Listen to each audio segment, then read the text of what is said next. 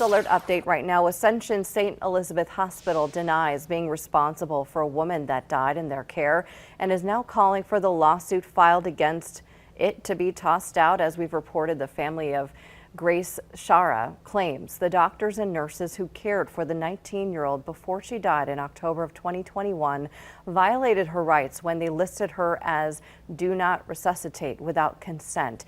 In a response filed in Outagamie County Court, the hospital denies each of the family's claims, saying her condition may have been the result of the disease progressing beyond control or the result of pre-existing conditions.